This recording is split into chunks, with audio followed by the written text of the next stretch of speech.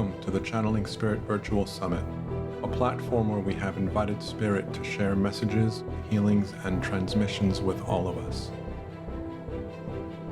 May this energetic experience help us to expand our awareness and to deepen the relationship we have with our higher self, our spiritual team, and with Source, however we define them. Thank you for being here and for taking part in this amazing journey.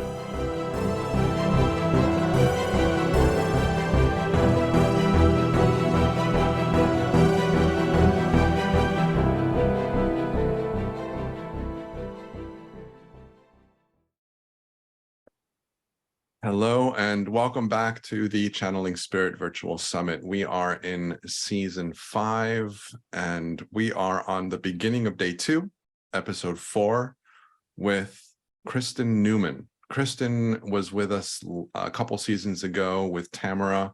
They oftentimes work together. For those of you that that joined us for that, you'll remember them. Tamara unfortunately was unable to join us this season, but Kristen was gracious enough to come and play with us again, which is really exciting, a lot of fun. And so I'll let her introduce herself to you guys, and then we will go from there. Wonderful. Thank you so much for having me on again, Daniel. It is so much fun to be here. My name is Kristen Numen. I have been awakened for 7 years, and I say I live paranormally, and I like to teach that. I'll explain when I start to channel how I channel, because we all channel differently, and it's so much fun. I love this journey. I love to help transform people when they're ready and they're willing, and to have you dive down the rabbit hole with me in all of this beautiful magic, because there's so many different directions to go, and that's what makes it so fun. So I thank you so much for allowing me to be here. Absolutely. And so what do you want to talk about? So this is how I work. I'm all over the place with the channel. So I call myself a multi-faceted channel. So I channel spirit guides. So I have my guides that are here. Your guides are here as well. And what they said to me upon speaking with Daniel, like, okay, what are you gonna talk about? They wanted to talk about stepping into your sovereignty. And a lot of times, when I channel, I will automatic write. So I wrote some things down beforehand, and then they come in and out. And that's how I run my classes too. They come in and out, and they'll flow from there. There's a lot of energies going on. The Scorpio, full moon, lunar eclipse, 5/5 portal. There's so much happening. So there's so much happening within us too. And that's what they're wanting to talk about, is stepping into your sovereignty, stepping into your power, and what that actually looks like.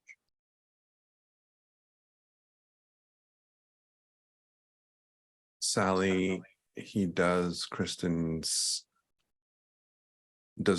I assume that you're saying, does Kristen see her guides? Do you see them as well? Yes, I see, hear, feel, and know. Okay. Sometimes taste and smell, depending on what I'm channeling, because I am a medium as well. So I can see them. I do see guides of others as well. So that was something I was known for when I first began this journey. Because when we first awaken, we all have these human senses, right? Hear, see, feel, and know, taste and smell. Well, the same with your spiritual gifts. You have all of these same gifts. And then once you start learning and developing them and coming into your own and going on that roller coaster ride of the spiritual journey, then you develop them into superpowers. So one of mine is being able to see, hear, receive downloads, and feel my guides and the guides of others. Do you see them in your mind's eye, or do you literally see them outside of you externally, or both? Both. Okay. Sometimes I'll hear them. Sometimes I can hear through knowing, like it sounds like it's your own voice in your mind, because a lot of gifts come through at the same time. So it's not just black or white, hearing and seeing, but it depends on who it is, because certain guides, just like certain people with mediumship or animals or elemental beings, they come through in certain ways. So I always say, God help the people that channel me when I pass, because I'm coming through in all your senses. I'm gonna like, bam. So they all come through in their own Overload. Yeah. Oh, it must be Kristen. It must be Kristen. That will be me. No one's going to want to channel me. That's funny. So the reason that these questions are coming through is because a friend of mine she's seeing spirit around, like outside of her, not just in her mind's eye, but she's seeing them and she's learning to identify them. And so she was curious to have you talk a little bit more about what is it that you see? How do you see it? Do you see light? Do you see like bodies, forms, colors? I mean, what is it that you see? There are so many ways, and every body, every channel, because everyone is a channel, everyone, whether you've developed or not, everyone is a channel, all utilize these gifts in different ways. So when I say I see, I will see flecks, orbs, pillars of light. I can see a quick flash of the being. I can see in my mind's eye. I can know.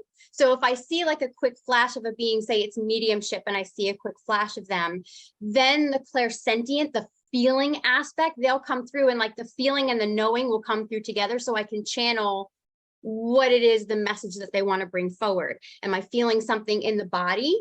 What is that trying to tell me? And then I'll get like a download in my mind, because they use the information in your head, what you know. So if Daniel and I are channeling one guide, if we're channeling Jesus, or we're channeling this one specific person that has crossed over, we can get the same things, but come about it in totally different ways, which is really fun. So, which I think was awesome too, because as we were talking, you channel so much. I don't think you realize how much you channel, because to start today, Daniel was telling me about this plant on his windowsill, and I'm like, do you know that I garden? And I don't just garden, I'm madly obsessed with it. Like women collect shoes, I collect plants, and I love to garden. So he was automatically talking about it, so I love it and appreciate it. And that's channeling, because it's something that we have in common and I would enjoy. So it can come through in so many ways. Cool. So sorry, my response was the coolest because I just got a private message, saying that this individual sees flashes and flecks, and so it's validating for her to yeah, that's so exciting. So there are so many things to talk about. I can geek out in so many different ways, and I am very childlike. It's something that I always suppressed. Being an adult, I thought adult was serious and all that kind of stuff, and I learned that through stepping into my sovereignty, I had to own me and all aspects of me. And the childlike aspect, I am an Aries. That's the baby of astrology, the signs of astrology. So that's one of the ways that I am. But I went and I had my hair done this past week, and my hairdresser is a woo-woo friend of mine. And when I went to her and we were talking, I said, there's a fleck above your head. It was like this just glimmering fleck above her head and then to her left. And all of a sudden I saw a bluebird on her shoulder, and it disappeared. And I said, bluebird on your shoulder, it's a song. A female sang this song to you. And it was she goes, my grandmother. I was just thinking about my grandmother, and she used to sing that song to me all the time. So I like sharing how I'm receiving messages and how it comes through. And I talk through it as I'm doing what I'm doing. So you can see how many ways and how many of you are actually channeling and don't realize it, or realize it and don't know where to go from there. And it's just something that came through organically and just flowed. And I had to trust myself. Or there was like a quick glimpse of a man that was sitting in the corner, because it was the husband of one of the other clients that was getting her hair done. I didn't channel for the person. I just sat there. It's something that I see. I like to see and live the magic in each and every day. So I'll experience it, but it doesn't mean I'm always going to read someone, because you never want to be intrusive. So it's just fun. But seeing the fleck, seeing the orb, seeing movement on the corner of your eyes, people don't worry about shadows. That's how you start seeing in your peripheral. So don't get worried if you're seeing shadows and things like that too. And when humans see, we want to look and stare at it and be like, okay, let me look at you and be able to describe you. A lot of times it's a quick flash. So when you go to look back, they're not there and you think you're nuts and you're going, no, I didn't see that. trust yourself, you saw it, and just thank spirit. Promise you. Thank spirit and say, thank you for letting me see that. Thank you for letting me hear that. And more will unfold for you. And you might see longer. Can you show me yourself again? Maybe you see in your mind's eye. Maybe they start communicating with you. So play with that. There's so much. Yeah, I started probably in the last few weeks. I've noticed something around the peripheral catches my eye, and I look over and there's nothing there, and I'm like, it's like something was there, something caught my eye, right? And so it's been really fun kind of playing with that. Or the other day I was the blinds on the window, something caught my eye in the blind of the window, and I looked up, and of course I didn't see anything. And so it's been fun playing with that. But so my friend Sally just sent me a note saying, by the way, you can say my name, I'm out of the closet, which is another conversation that I wanted us to have, because as a lot of people are learning that they have these abilities that are outside of the quote unquote norm, they can kind of really kind of hold back. And the topic that you're bringing up, this idea of stepping into your sovereignty, for me, is stepping into accepting and acknowledging that you are as powerful and as gifted and as amazing as you are, with all of your gifts out in the open, available to the world, you know, without holding yourself back and limiting yourself in any way. So, you know, I would love to kind of get your thoughts on that. 100% I agree. Yes. And Sally, yay, you're out of the woo-woo closet. And I'm excited for you. It's scary and it's exciting at the same time. I remember when, back up, I said I was awakened for 7 years. So I had my spiritual awakening 7 years ago. And when that happened for me, about a year-ish or so later, my guides kept telling me, post it, write something on Facebook. They wanted me to use social media to not hide in the closet what I can do. Because I was doing readings here and there and talking about it and everything, and chatting about it with friends and soul tribe groups. And I had a conversation with my husband. Am I doing this because of my ego? And he goes, Kristen, you're not, because that's not how you are. And he said, it's so funny because my husband is such a jokester and we speak fluent sarcasm. That's what it is in our house. Our 21-year-old daughter speaks the same thing. So when she talks, I'm like, there I am. So my husband will say these, he is totally channeling, and he'll totally channel his higher self, his all-knowing higher self that resides with source, with God. And he'll say, there are people out there that you're meant to help and talk to, and that are meant to get readings from you. And if you don't tell them you're there and you can do this, how else will they know? And it just hit me right in my heart chakra. And I play with guides. So if you play with and come at it like a child, how they play with the mermaids, with the fairies, all of these elementals, and they have all of these imaginary friends, right? So, which are actually real. So, which I'm very curious, because my cousin always channeled her imaginary friend. We're from New York. His name was Chachi, and I need to figure out who Chachi is. I just remembered that. So I need to figure out who Chachi is. But when you channel, if you play with the other side, like I had said, guys, can you please show me a yes if I'm meant to share my story and put it out there, and let it go. Don't search for it. Don't look for it. It might come that day. It might come in a day or two, or sometimes a week. You just have to go with the flow. You'll receive an answer. You'll receive a yes. So for example, when I had the nudge, I'm going through some medical things. I have heart problems, severe heart problems, and I'm actually going to have surgery in a month. A month from today is when I'm going to have heart surgery. And I said to my guides, if I'm meant to do this, give me a yes. I felt that nudge to go to the plant nursery. Those that know me, my friend Kirsten is here, is probably like, yeah, you always go to the plant nursery. But I went to the plant nursery, and on my way back, I'm like, let me go the back way home through the neighborhood. I normally don't because it's a little bit longer, but I wanted to go through the neighborhood and just be in the neighborhood.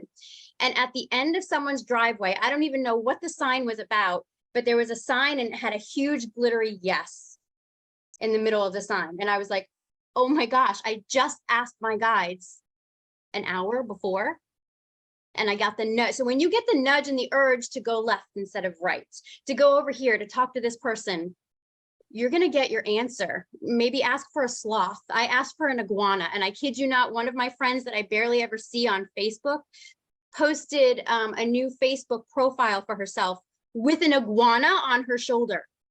Come on. So ask your guides for signs. So if you ask, should I step more out of my comfort zone? Should I come out and tell people about this? It's scary. That's stepping into your sovereignty, because it's, what are people going to think of me? Think of it this way. The people that are not, we all have our own frequency and vibration. Yes. So we are a vibrational match for who is in our life at this time. So I have a friend that I told years ago what it is that I do. I was coming out of the spiritual closet and I lost her as a friend. Yes, it hurt. Yes, it was painful. But I brought in Tamra and Kitty and all of these beautiful friends that I share this soul bond with. And I also have, if you're into Harry Potter, a muggle is a non-magical folk. So that's what I call those that are not awakened, are muggles. But those that aren't awakened, I have friends that are like that too, but they're open to what I do. So I'm attracting all the time people. So people come, people go. Sometimes, I mean, I've had family members that thought my cheese slid off my cracker, so to speak. And now I'm doing readings for my dad, my sister, those that weren't comfortable with it. I let them come to me and I left it alone. So when you're on this journey, you're always a vibrational match, and everything. It was sad to let go of that friendship, but I had that friendship for the period of time that it was needed in our lives.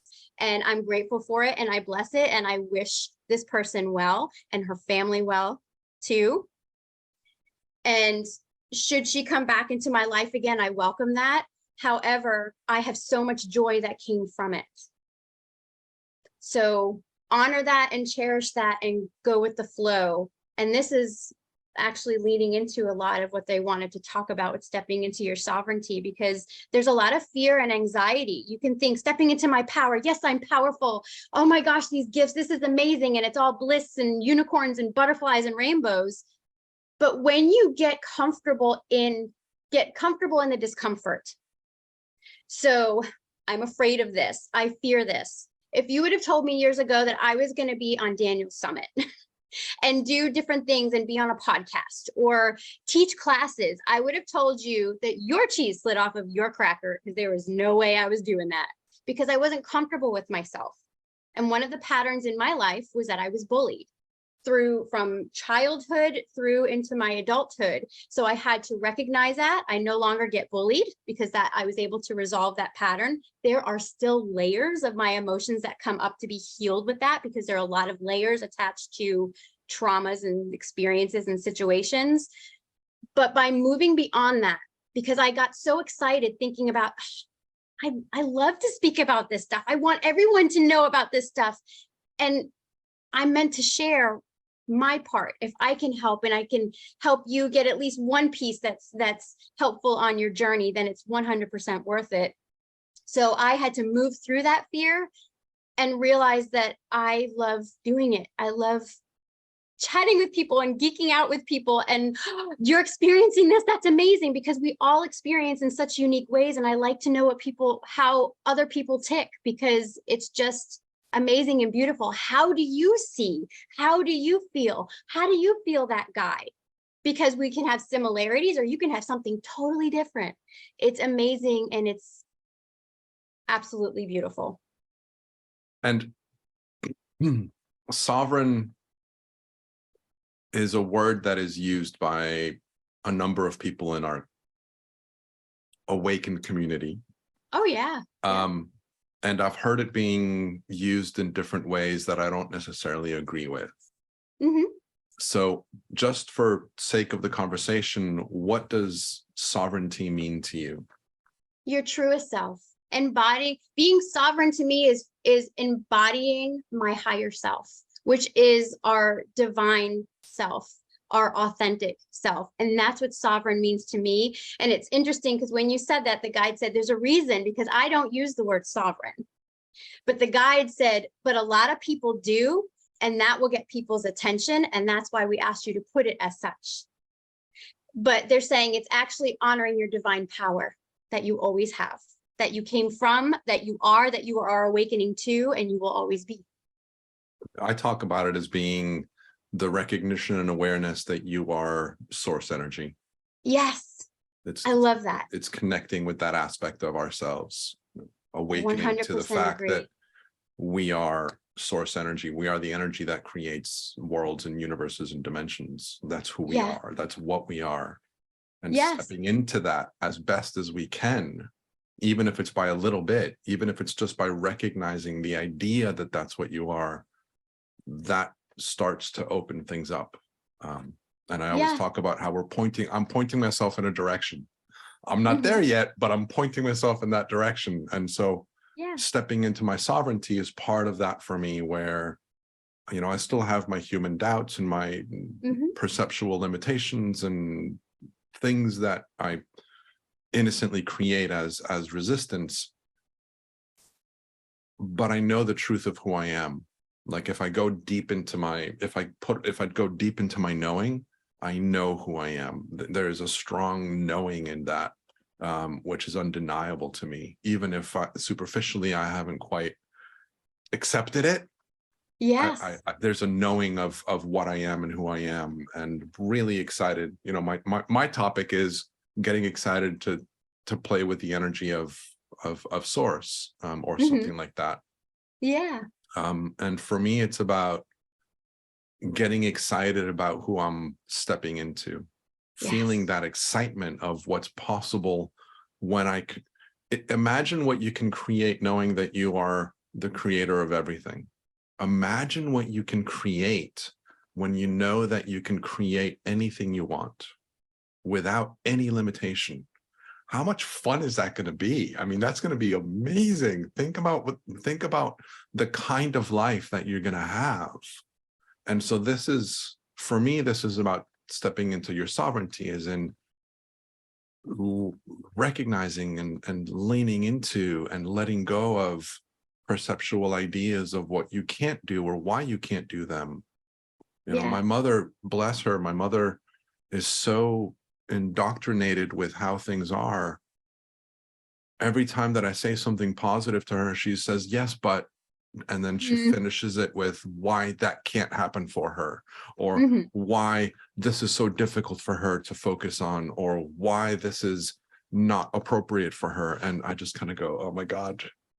You know, it's like, and what's really interesting for me is that I've noticed how easy it is for me to see other people innocently getting in their way. I've become more sensitive to that because I'm growing, I'm expanding. And so I'm recognizing it more in others, which is really encouraging, because then hopefully I'll recognize it more in me too. That's the hard part, is recognizing it in yourself. That's the master aspect. No, it's an absolutely amazing and beautiful thing. And the one thing that I always teach is we're two beings in one.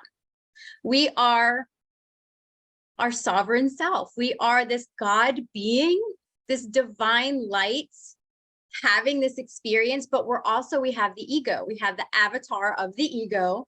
And the ego is the one that it's not, a lot of people talk about an ego death, and it's more like an ego integration.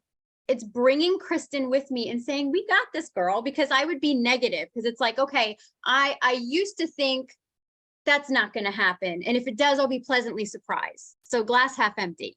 And now it's like, no, this is wonderful. I trust whatever's meant to be is meant to be. And I 100% understand that now, because things that happened to my husband fell away so that he's able to own his own business.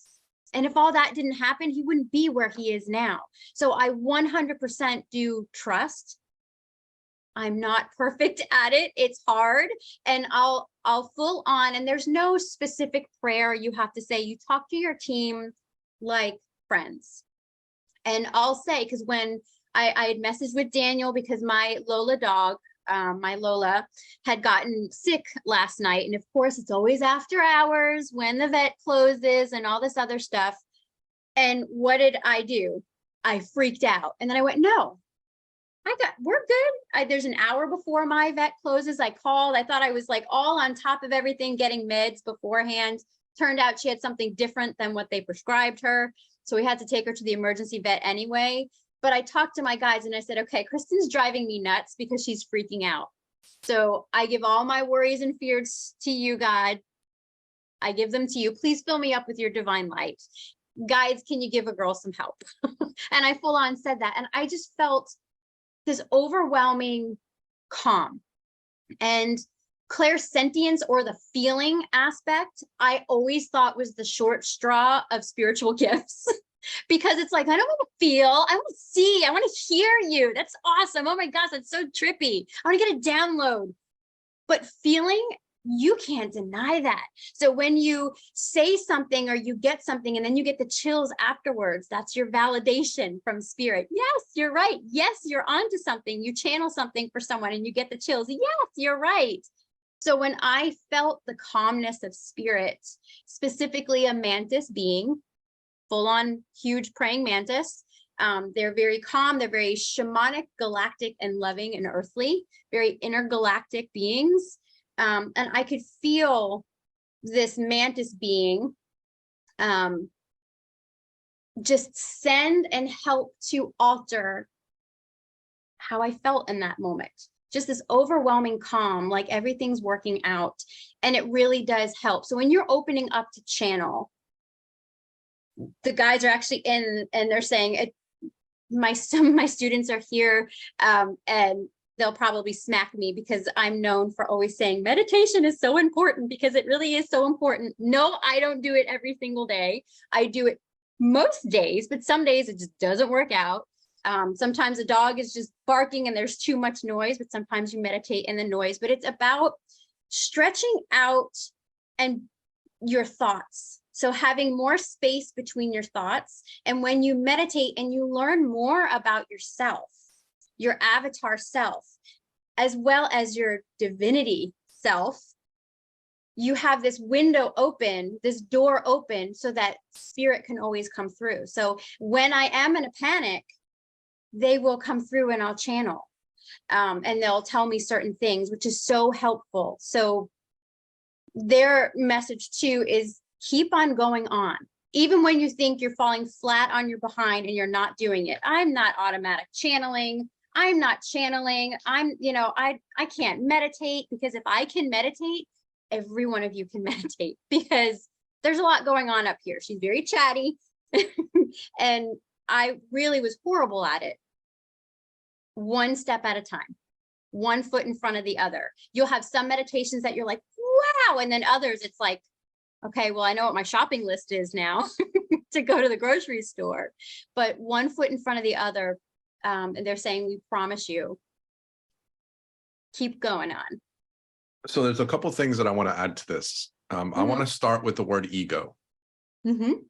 A number of years ago, it occurred to me that I didn't like to use the word ego because there's a lot of negative association associated with it, that the ego is bad and it's vilified. And so I didn't like to use the word ego. And I started noticing that people would use the word ego when they're talking about themselves.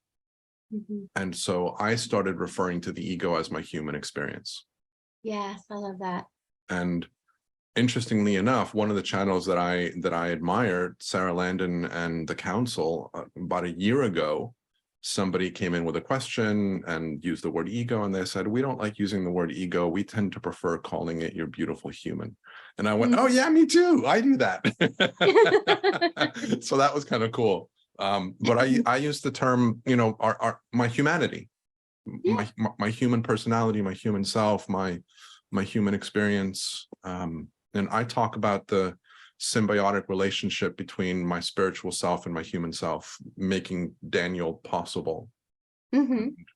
Michael Newton, in his book, I think it was the first book, Journey of Souls, it might have been Destiny of Souls, but I think it was Journey of Souls, made a comment within there about how one of the spirits that he was interviewing made a comment about how it's the job of our spirit to help our human find its balance again when it's off balance.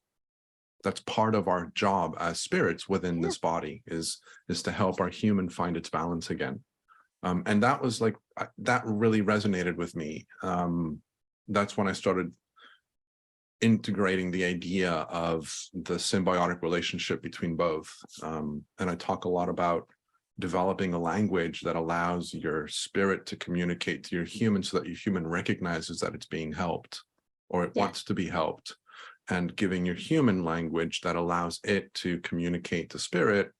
And so it developing that language is really, really important, so that you can play both sides with each other, supporting each other. Yes, living paranormally. And it's also, they just said something. Can you please bring it back?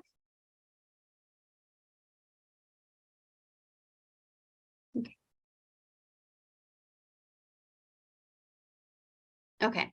So when we are born, we are this puzzle piece with a lot of pieces missing. There's, it's called soul fragmentations. So as we're going on this journey, this human evolution, this human experience, and you're remembering your divinity, your God self, you have soul fragments that come back, which is past lives, future lives, higher self. All of this starts coming back, which therefore brings you into more balance as well. And they're also saying, please understand that you do have free will. There's no right, there's no wrong. So invoke us to assist you. So I've had to invoke and command my higher self and my guides of the highest good to work through me and for me with my life each and every day. And I do feel them. So when in situations where I have to deal with something difficult or whatever it might be, what direction I'm going in, I receive that divine guidance because I invoked them to work through me and for me and balance it. We have the divine masculine and feminine. We're balancing all of that.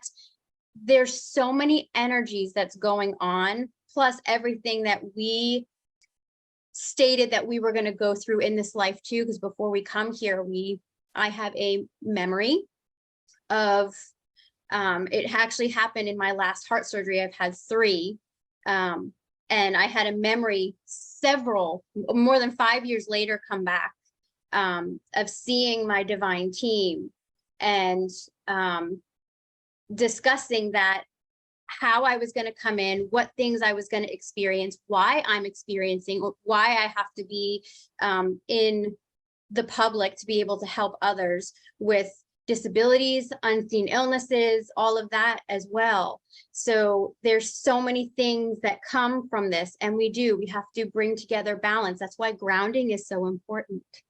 It's so important to ground because that helps to balance. We always see a balance like this, the scales like this. It's actually north and south because we have this source energy above and then this Gaia, this beautiful divine feminine below. And it's this beautiful, loving balance. And you can tell, you can feel it because you feel off, you feel out of body, or you feel very heavy, like you're really trudging in the ground. So you feel when you're off, you know your emotions. So checking in with the self is so important. How is Kristen feeling in this now moment? So breakfast, lunch, and dinner, check in. How am I feeling right now? Oh, I'm taking on someone else's mood. Let me go ahead and reestablish my foundation, connecting to both God and Gaia, and owning my sovereignty, my power, and not being, pulled in different directions by it, and be able to observe what other people are doing and not taking that on. So they're wanting to say that as well, because a lot of you are very much feelers and clairsentients. So when you go into a room and you feel if someone's arguing, if the room can feel thick, you can feel the difference when it's light and airy. So they're saying, please understand that you are not a puppet on a string, that you can own that. You can go in a room and assess what's going on and not take on those energies as well, because a lot of people I'm feeling within the group right now are wanting to know about that and are having those situations. Because a lot of times, you know, when you go somewhere and you're like, I was happy this morning, what happened? So it wasn't that I was, you know, rushing or, you know, people driving around were driving me nuts. It was more of who you were interacting with. So I know we kind of veered in a different direction with that, but that's how channeling goes. And so Sally says something that's going to lead to the second thing that I wanted to bring up, which is I've seen that when I meditate more, I experience more. Yes. And what I wanted to say is at the end of a spiritual journey that I was facilitating for someone, when we were done with her work, her guide said, hey, Daniel, can I say something to you? And I said, of course, always welcome to give me guidance. And I think I've shared this before. I think I shared it, you know, the season that it happened. But in short, the thing that's relevant to this conversation that they said to me was, all you need to do is connect with the energy of all that is for 2 minutes a day. 2 minutes a day. That's it. And so what I tend to do is before I go to bed, I've got a walking stick that I use as kind of like I used to call it a staff, but now I'm calling it my sword. So I place it in front of myself with one hand on top of the other. I connect down to Mother Earth. I expend my energy upwards into all that is. And then I expand my energy outwards from there. And the process doesn't take me that long. And sometimes I do it. Sometimes I shortcut it. Sometimes I don't do it entirely. And sometimes I do it longer. So I'm bringing this up because it doesn't have to be, I need to go meditate for 5 hours a day. That's not what we're talking about. Right. All it is just taking a moment to get present in who you are. The council talks a lot about get in the moment, take 3 conscious breaths and recognize who you are. Recognize, tap into that power of who you are. Recognize your sovereignty, recognize the connection that you are to everything that is, however you want to word it. But even that, you know, a friend of mine has been really struggling with a lot of her husband just recently passed away. She's been struggling with work and with life. Life has been challenging for her. And I said to her, just when you remember, get present in the moment and take 3 conscious breaths and just tap into yourself. Yes. And that's it. It doesn't take long. That's No, it doesn't. Meditation is self-care. Like you take a shower and get dressed and just different practices that you do for your human self during your human experience. It is self-care because I don't meditate before I have a session or a class. I do it on my own time, either when the guides tell me, or some days I don't feel it, but I do go to the breath. And when I go to the breath, I normally will do 5 or 8 count, or like box breathing, in for 4, out for 4. Because if you breathe in and out longer than you normally would, it induces the effect of calm within your system and helps with your parasympathetic nervous system. So that's also something that I do because of my heart stuff going on. I go right into my divinity and breathing in and breathing out. But meditation doesn't need to take hours. Sometimes I will meditate for an hour because it's that kind of meditation. And then other times 5 minutes. So like you said, you just go to your breath. I promise you, if you haven't done it, try it. Do a meditation journal. There, like I said, there are some meditations that are like, wow, this experience and it's powerful. And I saw Archangel Michael and all this stuff. And then other times it's just learning you're watching emotions come by, you're watching different things float through. One of mine was I asked who I was, and I might start crying because that's this journey. It's like a dramatic comedy having sessions with me because I laugh and cry and everything, but I feel so strongly about it. But I had a meditation and I said, who is here? And I heard, you know who I am, you know, and it was God. And I was dumbfounded for a while. It took me a few hours before I started crying to be like, oh my gosh, I channeled God and all of this, you know, I was worthy to, you know, because you go through your worthiness and everything else, all that aspect that Kristen can go through. But I said, God, who am I? And he said, you are love. You're love. Having this experience. And it was the most beautiful thing. And I'm telling you, I think it took 7 minutes, part of the meditation, because I remember coming out of it and it wasn't that long that I was in meditation, but you can have such profound things happen in that moment. And it's just even just being with yourself and sitting with your emotions and coming to realizations. So they're wanting to go in a different direction and talk about something else. But did you have any other questions before I go off into that? No, but I do want to honor a comment that Sally put in, which is also true, that you can meditate whilst doing other things like washing dishes, running, cycling. You know, you can meditation. All meditation is focused attention. Yes. That's all meditation. Being in the moment. Being in the moment, being present to what you're doing, being focused on what you're doing, not on what you're going to do, not on what happened, not on, you know, what's over there. It's really just kind of being, this is who I am, this is where I am, this is what I'm doing, and I am conscious of every little minute aspect of what that means, what it feels like, what it smells like, what it tastes like, what it sounds like. Being able to connect with and absorb as much of the experience as you can. Yes. So, meditation is not sitting there in silence saying Om. Yes, it can be. It can be, but it doesn't have to be.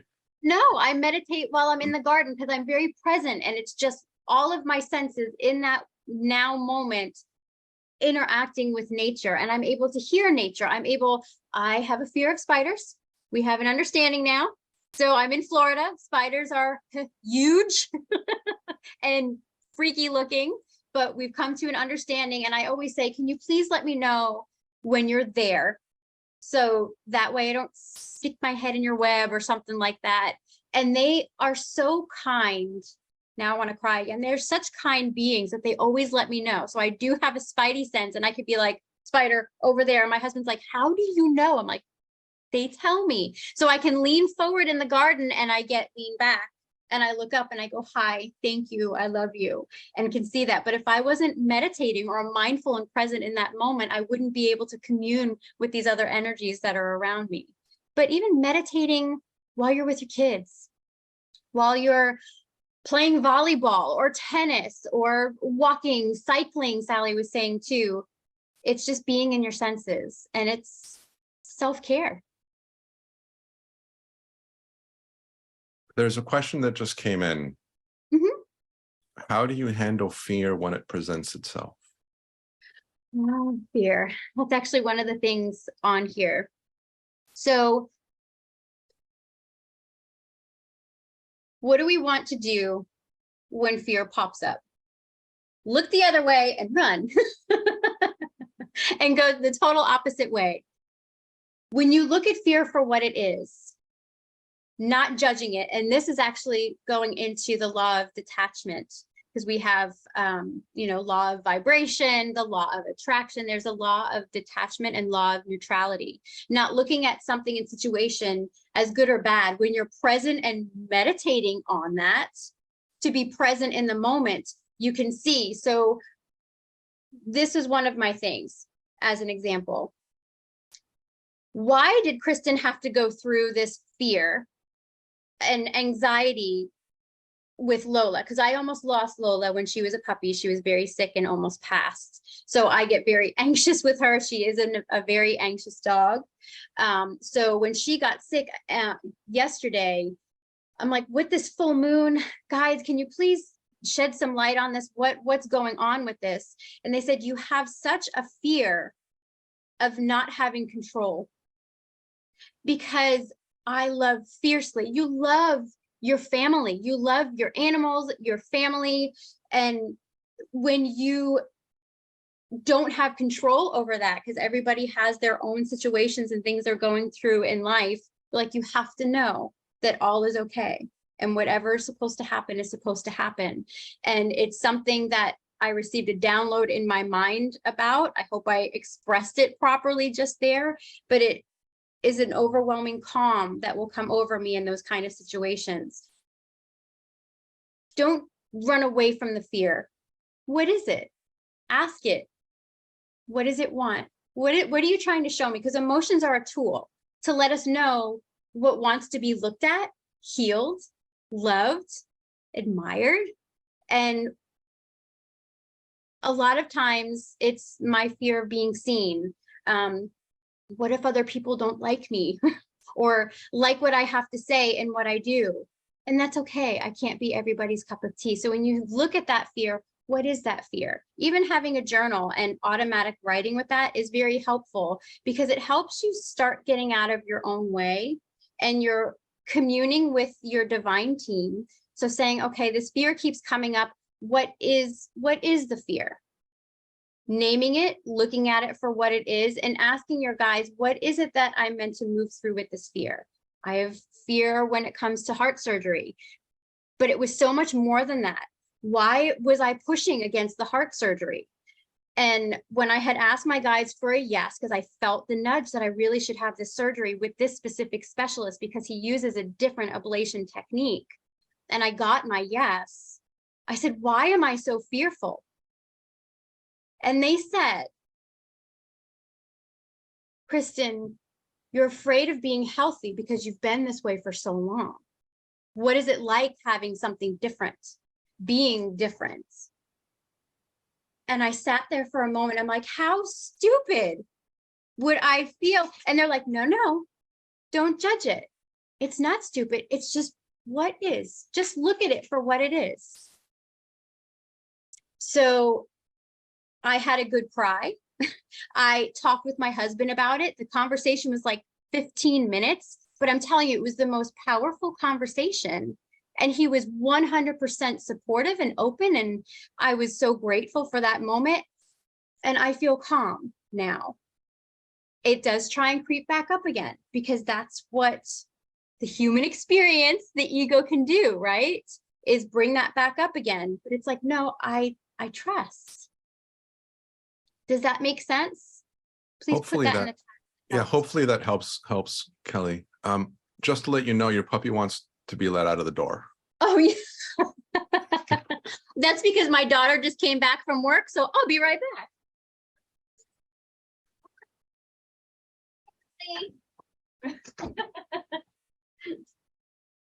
My daughter just got back from work and I could hear her. So I'm like, oh, Lola's going to get up, but she's got to go say hi. So one thing that I'll add to this conversation about fear is, and again, it aligns with the conversation of stepping into your sovereignty. And again, there's no judgment. No. But if you were the energy that creates everything, what would you be afraid of? Right. And this is what I kind of remind myself of. It's like, why am I feeling afraid of, putting out this podcast or putting out this event, or what am I afraid of? And if I am the energy that created this universe, what is there to be afraid of? And so, and again, it's not to belittle or dismiss the fear, because again, there's value in that. Like Kristen said, our emotions are there as a guidance system. They let us know what our thinking is. They let us know what we're paying attention to, what we're giving meaning to in the moment, so that we can either choose to continue that style of thought, that direction of thought, or we can choose to think differently and go in a different direction. Mm-hmm. Abraham Hicks, in his book, Asking It Is Given, talks about how emotions are there to tell us when we are aligned with our higher self or when we are not.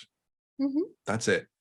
Yeah. When you feel good, you're aligning with your true self. When you don't feel good, you don't feel good because you're resisting the truth of who you are.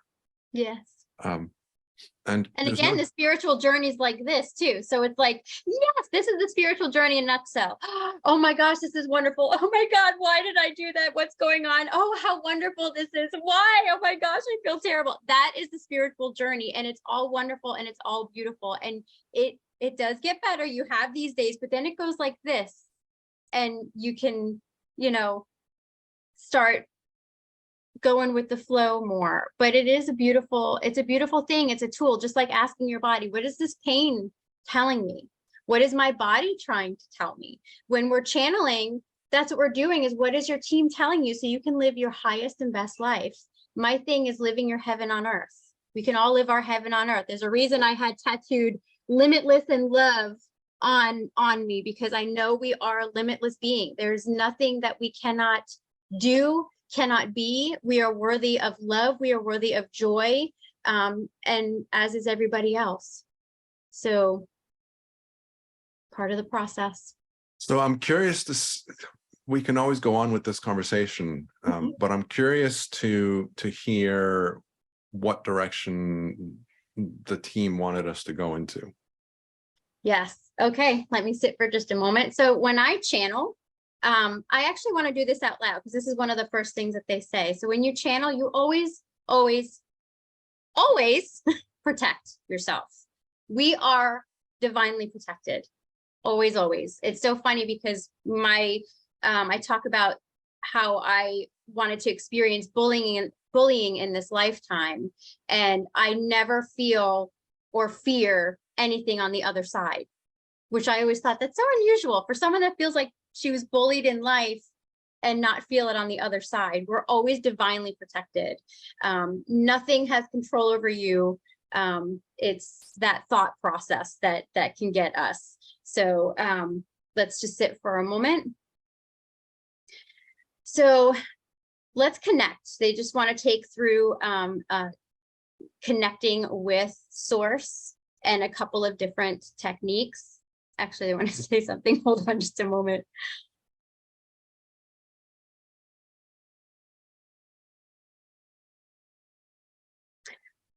I feel a lot of emotion with this.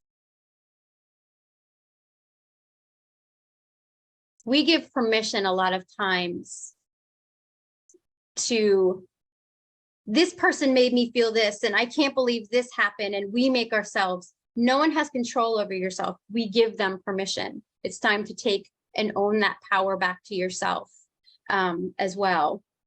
So when you're connecting, I always like to connect and put my roots down first, because I was always in the clouds and I really needed to ground. That was my biggest thing. Whenever anyone channeled for me, and when I was really starting on my journey, they say, your guides say that you really need to ground. I'm like, I garden. How much more do I need to ground myself?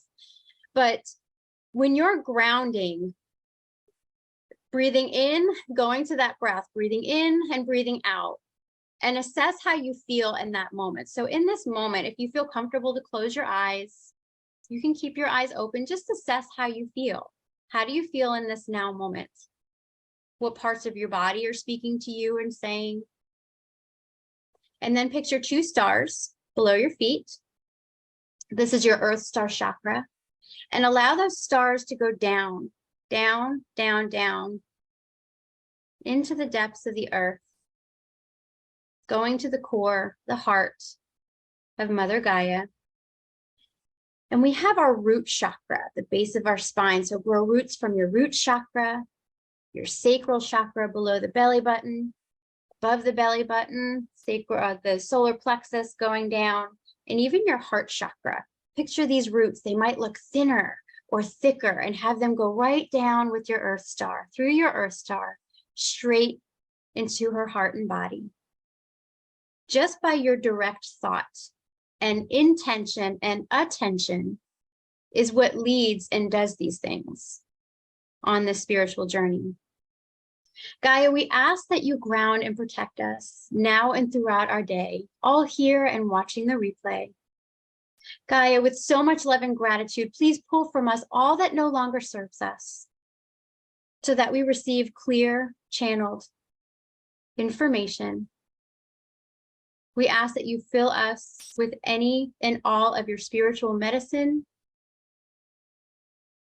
to assist us on our own individual path and journey.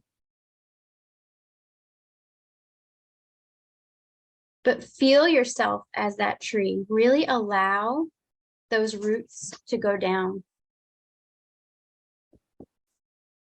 Breathe in. Breathe out. When you breathe in the light. When you breathe out the stuff, the heaviness, all that no longer serves. You're breathing it out with your intention, with your thought. Bring your attention to your crown chakra.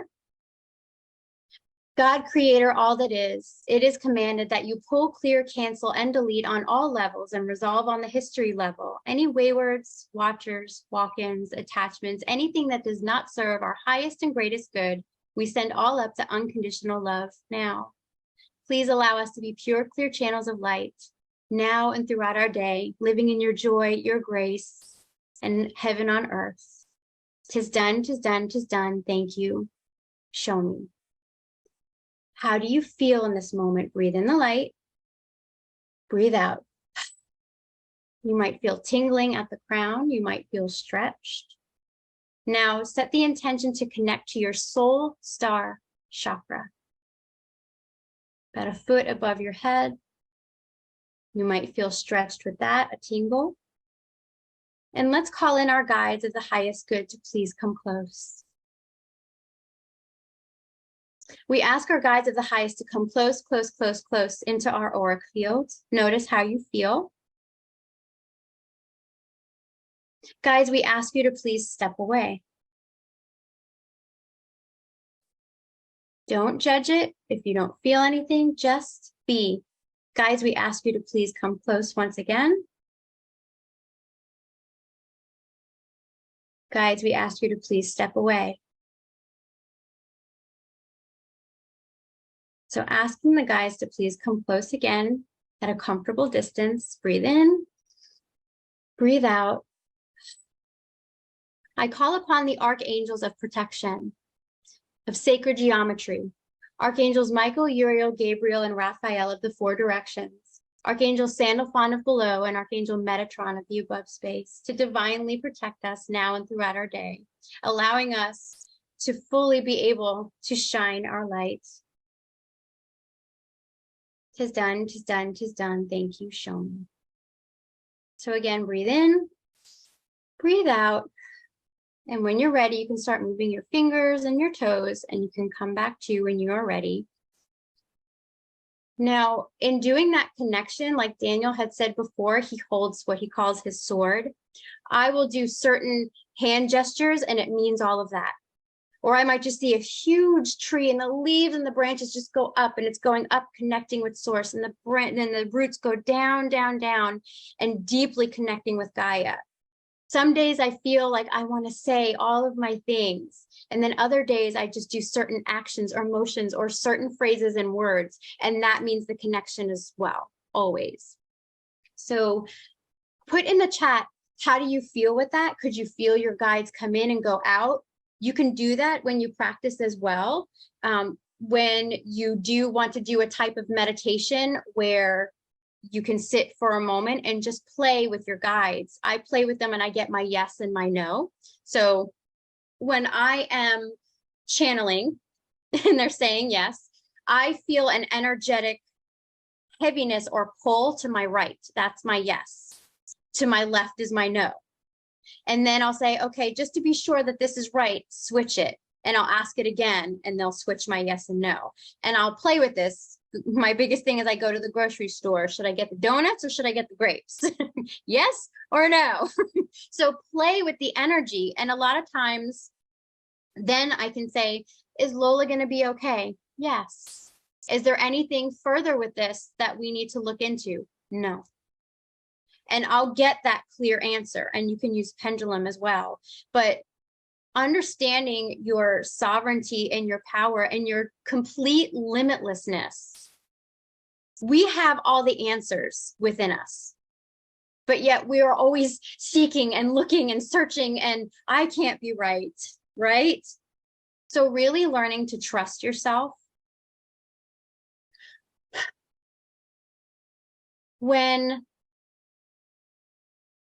How did you feel during some of this meditation? Could you feel the energies? And trust yourself.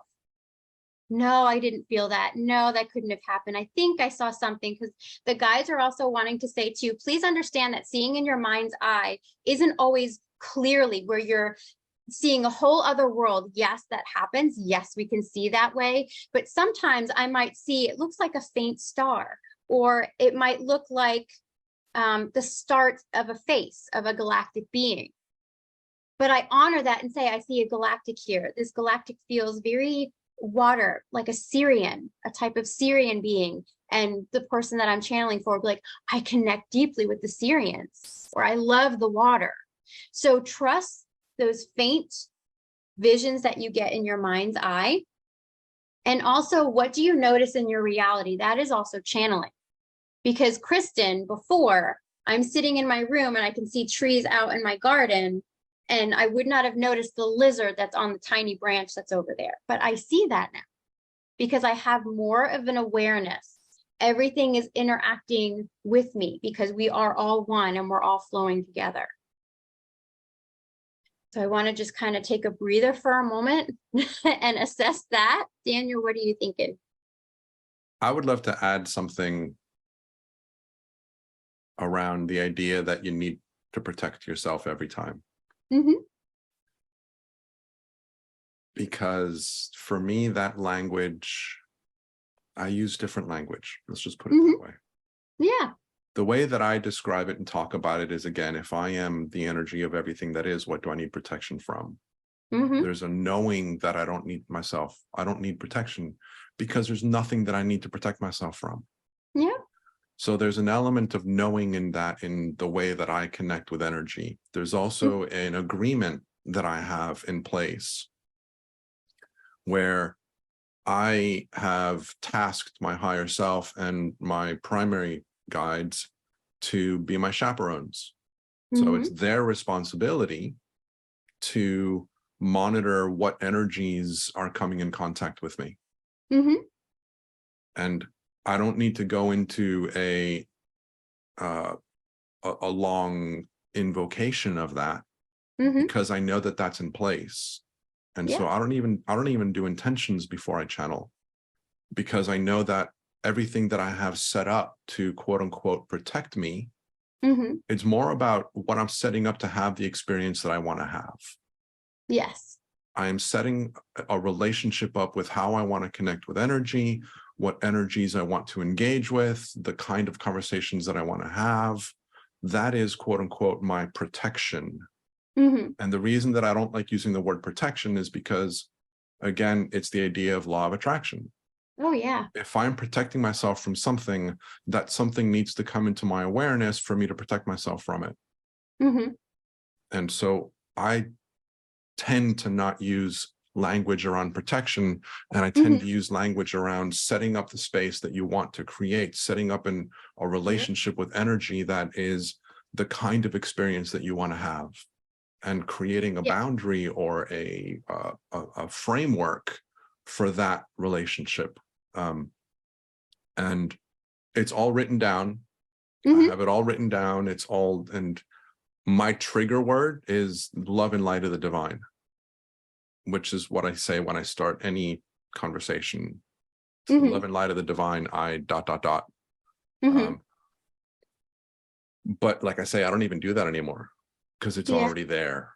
And so this strong knowing is what people will talk about as, you need to be solid in your quote unquote protections. You can't be wishy-washy. You can't be, well, I sort of kind of not sure if this is going to work. It's no, this is who I am. This is what's going on. This is what I want.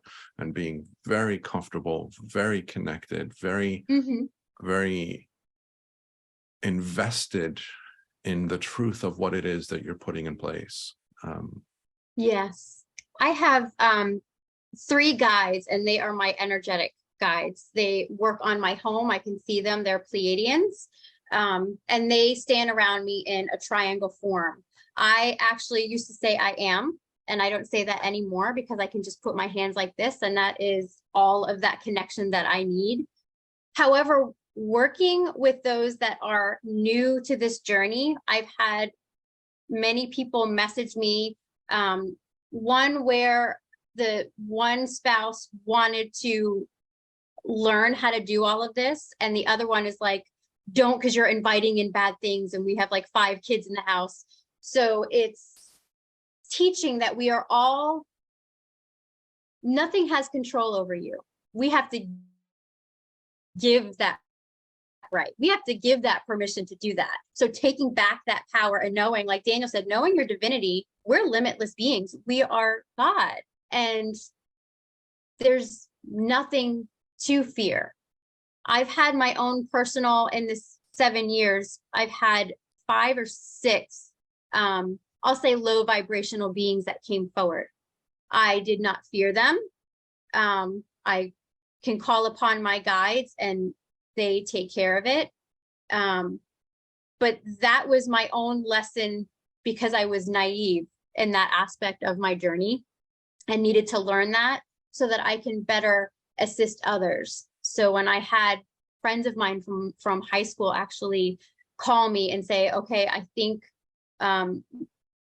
my spouse had an attachment from the hospital, or like all of these different things, and being able to really teach how we are so divinely protected and so divinely loved that nothing can get to us without us giving that permission. So like Daniel said, always know you're always divinely protected. Having a practice in place to start and saying different, because I had to wait for the teachers and the terminology to present itself that really resonated with my being. Certain prayers that I will say, especially during class, saying certain prayers, bringing forward the archangels of protection, just to feel that energy and that connection and playing with the energy. But they all know that they're divinely protected. If you have questions about this, put that in the chat as well, because it is so, I love these discussions to see where people are at with all of it, because like Daniel, I 100% agree with you. There's nothing to fear. We are divinely protected. Nothing, when you shine that light, nothing messes with you or can mess with you because you have these guides. I'm not overwhelmed with mediumship. That's another thing. Some people can be. You're the driver, not the passenger of this spiritual journey. You get to say what goes. I don't like this experience. Don't do that again. Because your team doesn't want to scare you or make you sick or anything in any way. So saying that, for example, because Archangel Metatron is very much forward. So Archangel Metatron is, his twin is Archangel Sandalphon. They are the only 2 that actually once lived as humans. Enoch is one of Archangel Metatron's past lives. But when I first was on this journey and started to see sacred geometry, my room disappeared and I was floating in this blackness, in this void. And I saw sacred geometry floating around, all of these different symbols in beautiful, unearthly colors. And I felt seasick. I'm like, I feel sick. And as soon as I thought it, boom, now I see everything overlapping my physical realm, because they don't want to have you feel that way. Certain guides that I see, because not all of them are cute. One of them actually has smoke, and the smoke will come through his arms and his face because he's removing impurities from me. And I woke up and I saw him, and I had asked a mentor at the time, and they said, nothing with smoke is good. So what did Kristen do? She panicked. Nothing with smoke is good. And I'm like, wait a minute. But I was very happy to see this being. When I woke up in the middle of the night and I physically saw this being there, I was so happy to see him. And I trust me and my energy. So when I converse with my guides and I said, okay, who is this? And now I see this being in my mind's eye. It's one of my energetic guides that comes through to assist me. He helps to pull from me any impurities or anything that no longer serves me, because those are different things that I'll say throughout my day.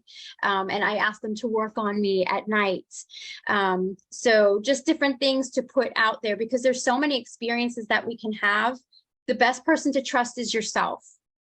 Again, one of the things I had to learn was to trust myself, because I always depended on everybody else. I'm not smart. I don't know. I haven't been on this journey well enough, but we are all divine, and own that divinity and know that you're divinely protected. Know that you have this wealth of information that is within you. You will surprise yourself. And that is the most fun, is to see someone be surprised in the magic that's always been within themselves.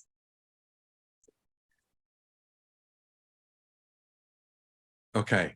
So Bev's got a question here, which, if you don't mind, I'd love to kind of take the lead on, if that's okay. Yeah, go for it. I'm very passionate about this. This is really important for me. So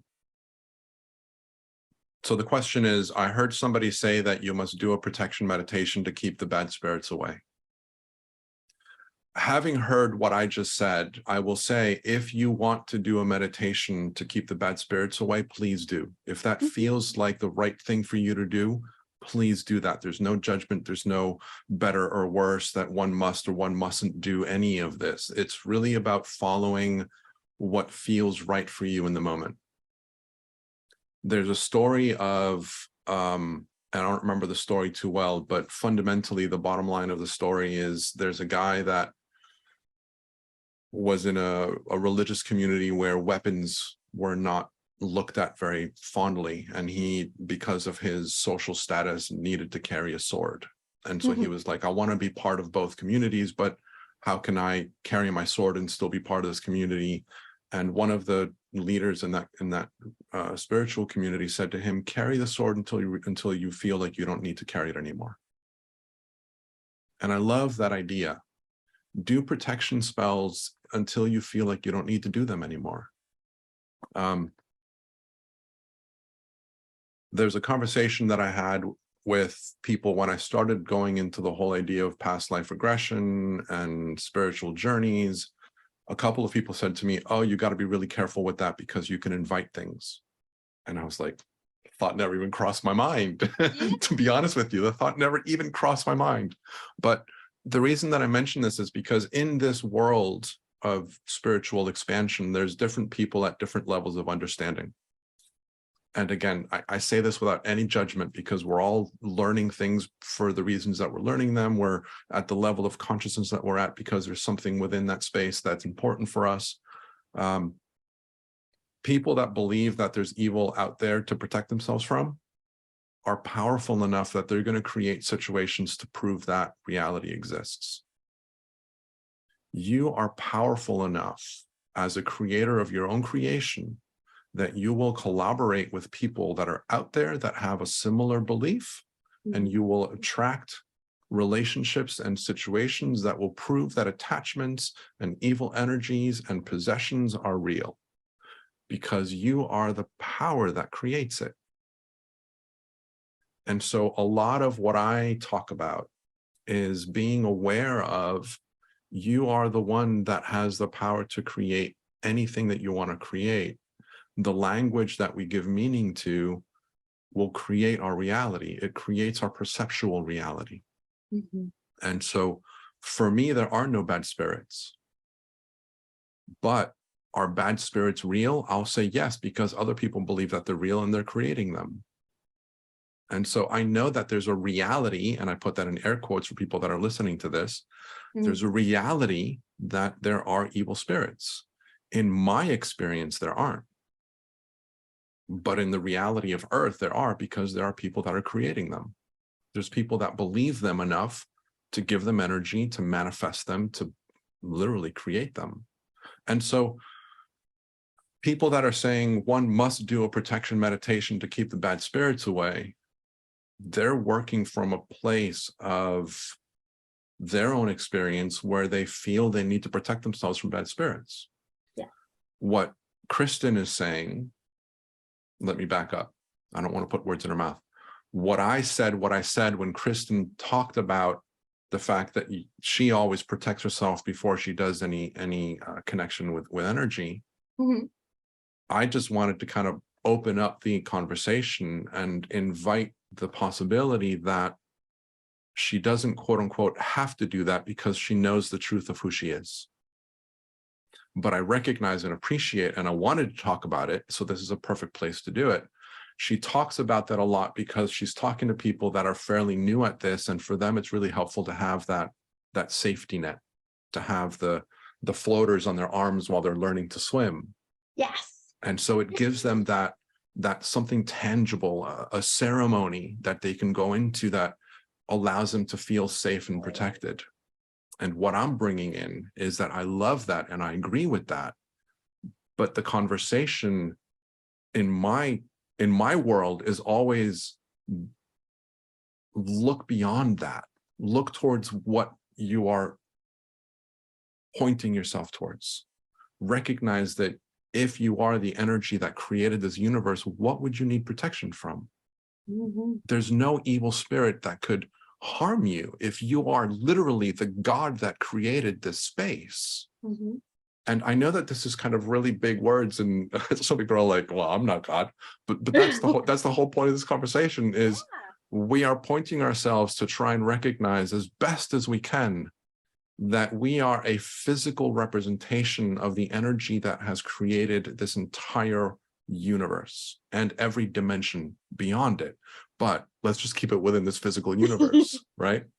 So for me, that's what I would say. I mean, people are going to believe what they want to believe. I was in a conversation the other day with a bunch of people that are all spiritual regressionists, and somebody said, oh, attachments are really important and you need to protect yourself, and there's really evil out there. And I was like, there's only evil if you believe there is. And he was like, oh, well, of course there is. And I was like, okay, this conversation is not going to go anywhere. So I kind of backed out. But it was really eye-opening for me to be in a conversation with people that are playing in a spiritual realm that I would hope are looking beyond the trappings of our social teachings of evil and dark energies. And I have conversations through my friends that channel with energies that attach to humans. Mm-hmm. But they're not evil, they're not dark. He was like, the other day I was in a guy that was eating a steak. He had the best steak of his life, and he thought that it was because of the cook. It's because I was enjoying it, and I was with him. That was the quote unquote attachment. And this happens all the time. But fundamentally, nothing happens to you that you and your higher self don't agree to. Nothing can happen to you that your higher self doesn't say, tick, yes, that's allowed. So if I am exposed to a dark energy, and I'm sure that I will at some point, my perspective of that is going to be very different than if I believe that they're dark energies. Mm-hmm. So the way that I interact with them is going to be like a friend, a conversation. Hey, what have you been up to? What's going on?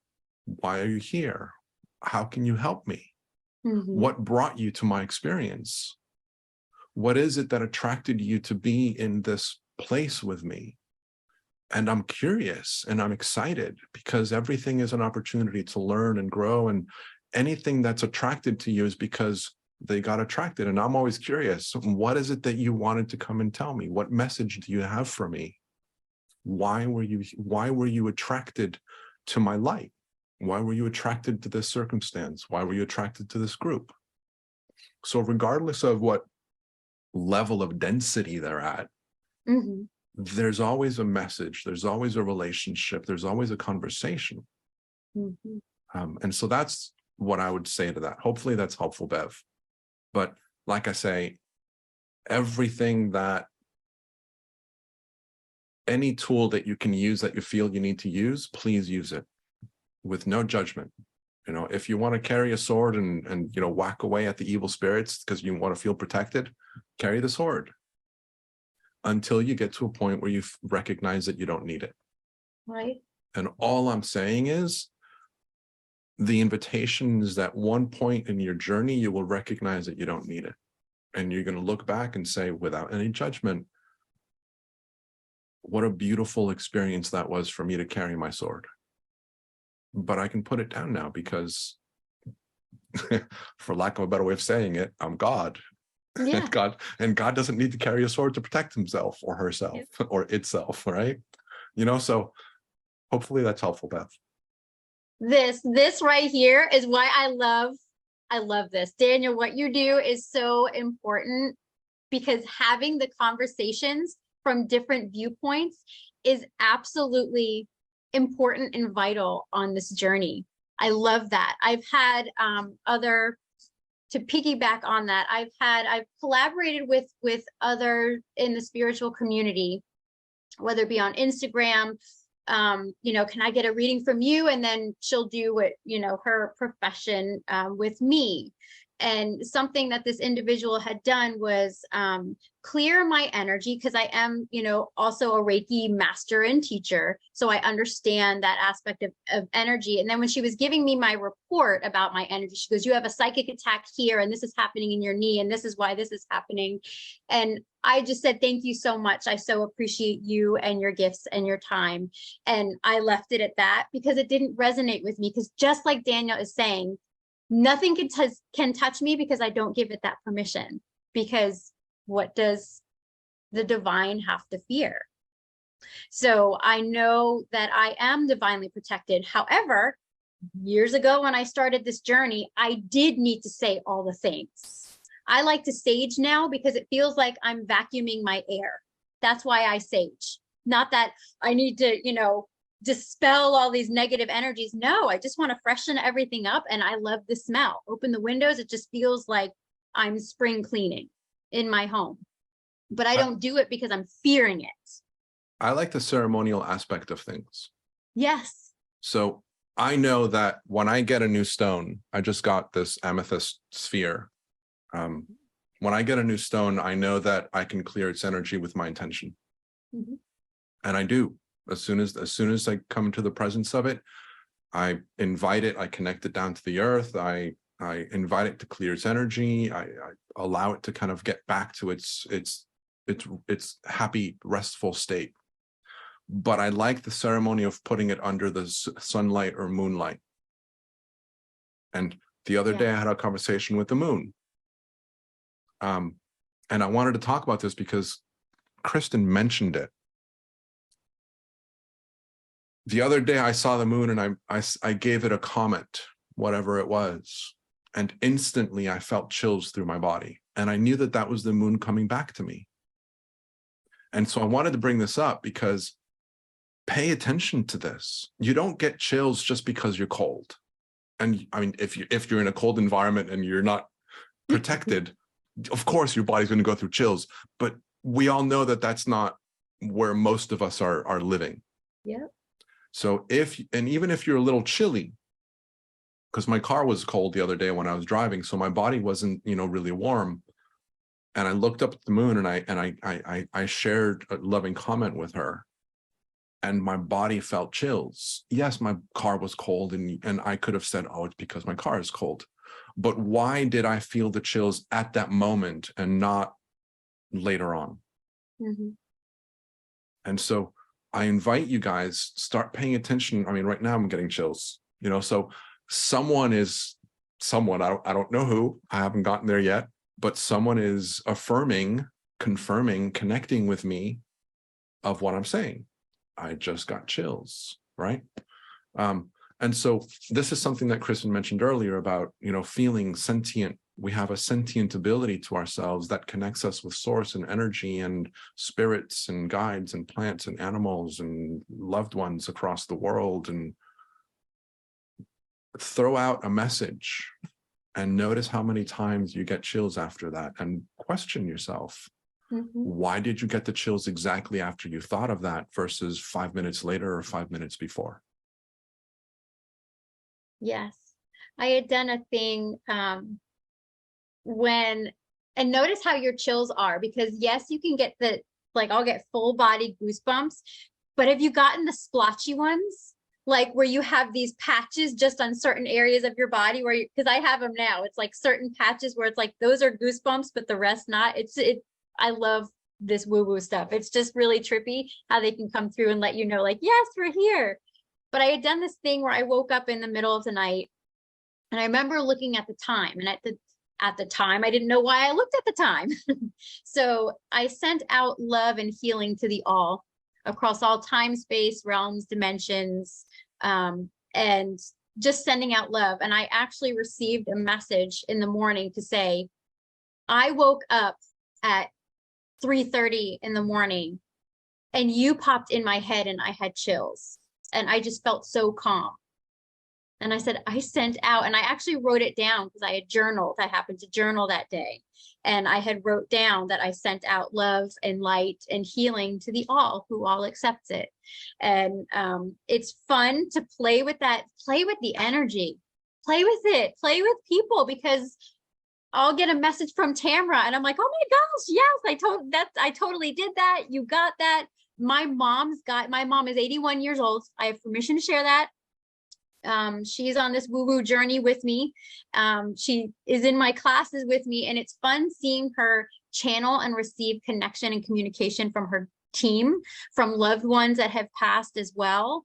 And all of that communication. And she's like, oh, I got the chills. You get the chills when someone else is saying, because it's resonating with you. And that when something resonates, like when Daniel's talking about this passion of energy and nothing can mess with you because we are that divinity, and all of this, my whole body was just lit up because I totally resonate with what he's saying. And that's how you find your people too, your soul tribe, because you just tend to get the chills and you just resonate with their energy, because frequency is we're all energy alchemists and we all use it in different ways. So I just realized that we are very quickly running out of time. And I know that we can, I mean, as you can tell, Kristen and I can kind of talk for a while. I really loved having her and Tamara join this a couple seasons ago. We resonated very well together. We played off of each other very well, and I've so much loved this conversation with you, Kristen. I can't wait to talk to you again. So if people are resonating with Kristen, how can they get in touch with you? I'm at infiniteheartandsoul.com. You can find me. I'm also under the same name on Facebook as well. Message me. You can email me. I love this conversation. It is so much fun. I love that all of you, thank you for showing up. Thank you for being here. Thank you for the energy. Spirituality is definitely, we need community, and we need to talk about all these things, and just having conversations of how I interpret things, how Daniel interprets things. It's beautiful, and having you all interact with us as well. And Sally, I wish you so much amazingness on your journey as well, as you're coming out of that spiritual closet, so to speak, too. But I thank you all so much. So there's a couple comments that I want to address before we run off.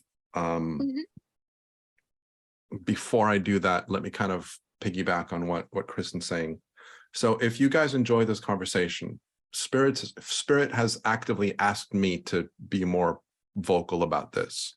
So I'm being more vocal about this. If you enjoy these conversations and you like the way that I talk and I present things and I give a different perspective on things, my membership is once a week on Thursdays at 1 p.m. Eastern, and we have these kinds of conversations for at least 90 minutes. Sometimes we've gone 4 or 5 hours, believe it or not. Surprisingly, right? I believe it. Right. So every Thursday, 1 p.m. at a minimum, I have invited all of the speakers of Channeling Spirit Virtual Summit, Kristen included, to join me in that community. I've had a few of the teachers already agree to come in and be part of the community. It's going to have 2 different sides to the same community, where I'm going to have elements that are focused on conversations between the people that are working with others and connecting with others, what people typically refer to as light workers. Mhm. And then I'm going to have the other kind of normal track, and normal in air quotes, of people that are just looking to expand their own understanding for their own benefit, and aren't necessarily looking to teach or to help or to expand others along the way. So there's two elements to this conversation, to this membership. It's very much being developed as we speak. So if you join, you can help me to create what it is that's going to be meaningful to you, either as a light worker or just as someone that wants to awaken within their own experience. The information is on the website, and the link that says play, it'll give you information, really short, brief intro to that. So come and play with me and with us, because like I say, our amazing speakers are invited to come and play with us, and I'm going to organize sessions for them for all of us to talk about the edges of our understanding, which is always a fun place for me to play. So come and play with us. But what I want to address here is a really important, and for those of you that are with me, I apologize, I typically tend to go a little bit longer. Carolyn asks a really good question, which I didn't want to not address. Mhm. Some smoke entities came to me a while back in my sleep. They were in my room and tried to jump on me. What can I do or say to make sure it never happens again? Okay. Do you want to? Yeah, I do want to start with this, if that's okay. Yes. Mhm. I wanted to hear Kristen channel too, Rebecca, but the conversation didn't go there. And you saw her channel constantly throughout the entire conversation. She was in constant communication with her team, which is a collaboration of all of our teams. That's the collective that was present. So she did channel, she just didn't trans channel. So I agree with you, because I love watching her trans channel, but it didn't happen today. So Carolyn, how we interpret these visits makes a big difference on how it is that we address them. I can look at these smoke entities coming to you in your sleep, and they wanted to jump into you to heal you, or to expand you, to awaken something within you that would allow you to recognize the power of who you are. Or I can interpret these smoky entities as being dark, creepy, evil doers that, were looking to jump on you and suck you of your energy, and, like vampire spirits, like people talk about vampire spirits or vampire whatevers. How I interpret that will determine how I address it. How you interpret it will determine how you address it, which is the reason that I'm pointing this out. When I was little, my mother and I were having conversations about ghosts and spirits and stuff. We were driving back to our house in Guatemala. We were stuck in traffic, and I still remember exactly where we were in the city. And I said to my mom, God, I was probably about 9 years old. And I said to my mom, what if a dark ghost comes in and I get scared? And she said, all you need to do is say, in the name of Jesus, I invite you to go away. And I went, oh, that's easy. That's it. That's all I need to do. And she was like, yeah, that's all you need to do. And so I'm going to rephrase that a little bit. Allow yourself to have like a phrase of power that allows you to connect with the strength of who you are. My mother was Catholic, and Jesus is a very strong symbol for her. Jesus is a very powerful energy.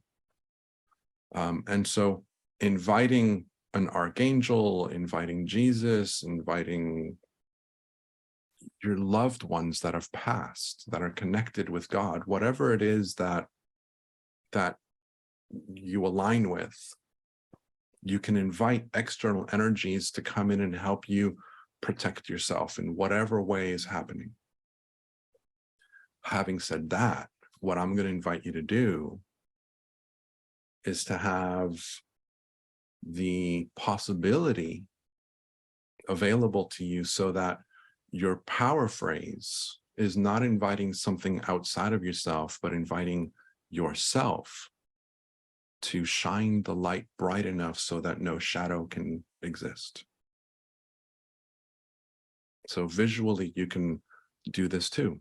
You can brighten up your light, make it so bright where it becomes a blinding white light that is so bright that there are no shadows anywhere available, because the light is reflecting off of everything and going underneath everything and behind everything, and all of the shadows get completely covered. You can create a force field, like a fuck off shield, where, you know, boom, and all of a sudden there's like an explosion that pushes things away and creates a force field that's like a filter where only love and support and of the highest resonance is allowed through. So there's a lot of different visual and auditory and feeling states that you can lean into that will help you feel safe at times when you might feel scared. And what I'll invite you to connect with and to point yourself towards is the fact that you are God. And what would you need protection from? And invite within your connection with energy that any energies that are interacting with you are there to help you. Any energy that is interacting with you is there to help you. Create that as the way in which you engage with energy. Mm-hmm. And so when these smoky entities come into your being, you know that they're there to help you because you've set that framework. Like if I had a smoky energy coming into my life, I would be like, oh, cool. What are you here to do? You know, how are we going to play together? Because that's the way that I engage with spirit. I would never think, ooh, a dark, smoky energy is here to, you know, suck my energy and I need to protect myself. Because that's not the way that I engage with energy. That's not the reality that I create for myself. Now, if you are creating that for yourself, again, there's no judgment because we're all playing at different levels and there's value in that. The dark is working for the light. You can also look at it that way.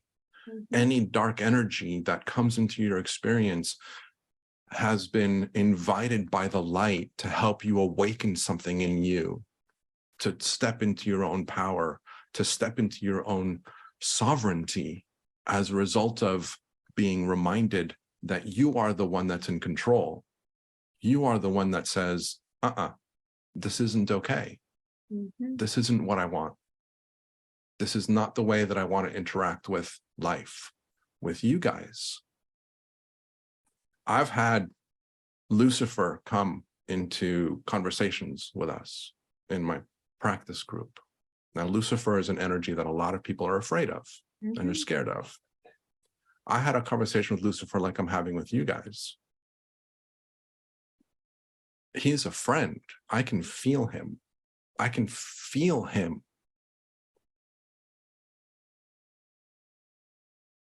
Now, if Lucifer showed up in someone else's experience, they might freak out because their meaning is linking the name Lucifer with something else. So a lot of this comes back to the topic of this conversation, which is sovereignty. Learning to step into who you truly are. Learning to recognize what that means. So I don't know if, Kristen, there's something that you want to add to this? Yes, I absolutely love that. Caroline, when I started on this journey and I had certain beliefs, I actually didn't know what I believed about it because I was new at everything. So when I had these experiences with something bad, it was to teach me who I truly am. So at first, Kristen needed, I call upon Archangel Michael. I call upon the archangels of sacred geometry to stand in the four corners, one above, one below. And that's how I felt safe. And I could feel that energy. Until now, I don't need that anymore.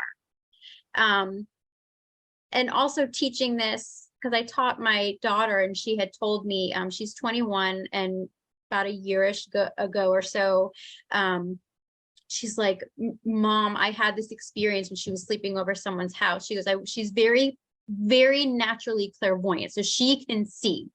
She goes, Mom, I woke up in the middle of the night. The energy in the room just didn't feel good. And she's not one that like fears that kind of stuff.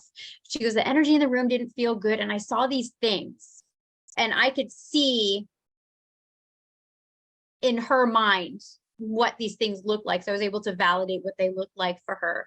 And she said, but I remembered what you told me. And I called upon Archangel Michael, because that's how she feels safe as she's doing this journey right now. She called upon Archangel Michael, but then she realized her light shines so bright. I actually saw the beings like gone, like they all went in the corner because they were trying to stay within that darkness, and then they just disappeared. So she had to know and learn that she had to, like Daniel saying, spread your light in every corner, every nook, every cranny. And she didn't have an issue. She said, Mom, the energy in the room changed, and I didn't have issues sleeping the other nights at all whatsoever, just by doing that and realizing that she did that. So I hope that helps as well. But like Daniel said, you can use a practice until you have that growth and realize that you don't need it anymore, because you are all that is. And that's all that's needed. We talk about getting to a point of absolute knowing. I'm still not at the point of absolute knowing. That's the journey. Right. But there are aspects, like I said earlier, there's aspects that I know are so true to me that I am at a point of absolute knowing.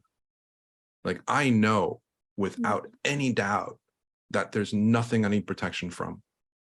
I know that there's absolutely nothing in this entire existence that I would ever need protection from. The guys call that the resolutes.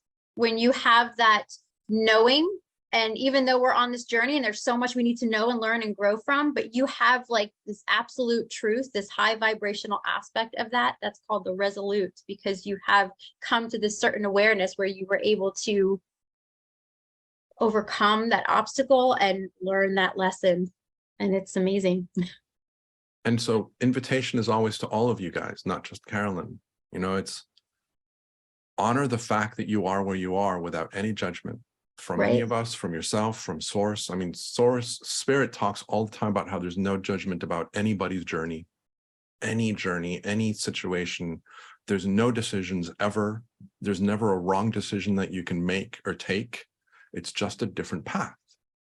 It's a different experience. It will lead you to your outcome through a different direction.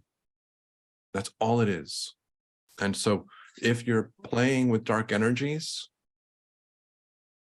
play with them. Literally, play with them. Mm-hmm. Invite them to be your friends and, you know, go out and play with them.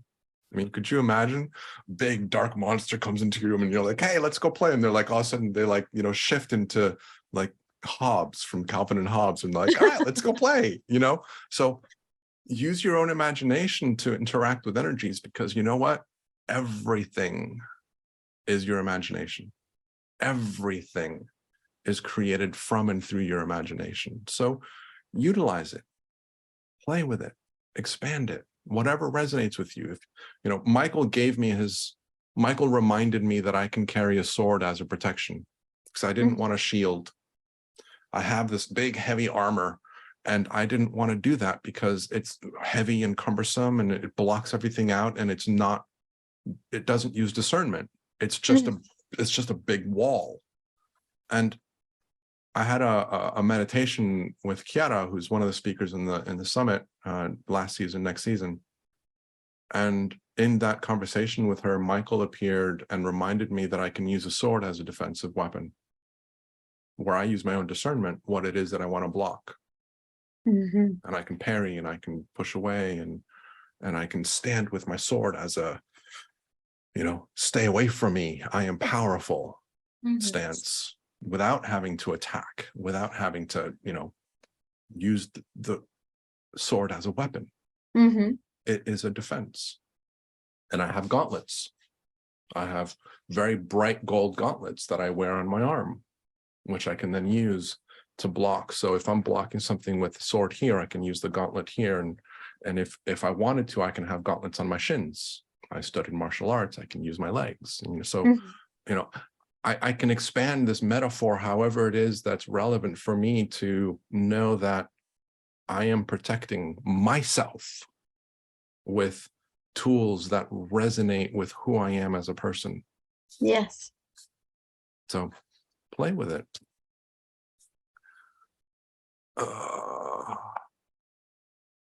Awesome. Thank you. Really lovely messages. Awakened hypnotherapy. Thank you so much. Absolutely love this, Daniel. I'll be signing up. Thank you. I'm looking forward to it. Chrissy, you are amazing. Absolutely agree with you. Your growth is mind-blowing. Absolutely agree with you. I love you and thank you for teaching me. I absolutely agree with you. I love you, Kirsten. Kristen is amazing. All right, guys. Really, really late. Sorry for dragging this out. I really need to go because I need to get ready for the next session.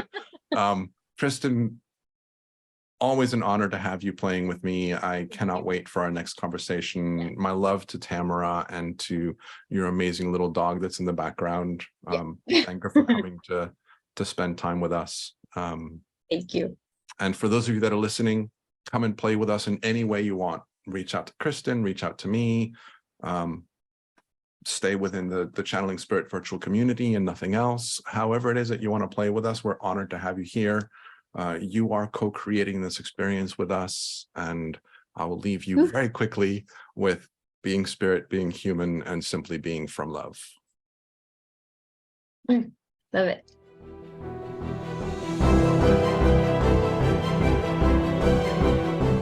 Thank you for being part of this incredible experience.